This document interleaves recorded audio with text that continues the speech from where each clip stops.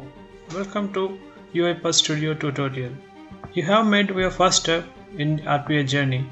Now all you need is to know about your tools, how to use it efficiently and correctly. This course is exactly meant for you, to give you the first step.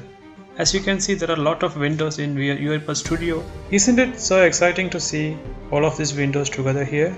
Come along, let's see what's there inside. This is Fabian Andrews. Today going to explain you about different UIpath Studio features.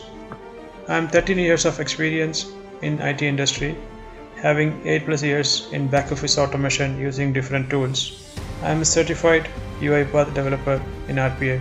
Currently I am working as a RPA consultant. After all, I am a good human being as well.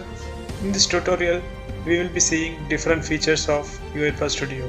So firstly, we will start with the Start panel on the ribbon, then the Design tab, the Execute tab, the Project panel, the Snippet panel and Activities, all three of them on the left hand side.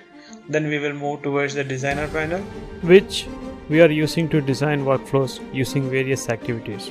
Then that Activity panel, the Output, what are the different levels of logging in Output panel. Then from there we will move forward to Outline, and then we will visit all the variable panels, arguments, and what is the use of imports and etc. From there we will move towards different shortcuts used in UIpath Studio, which will really make you a superhero. You don't need to climb all the stairs in one go, one at a time.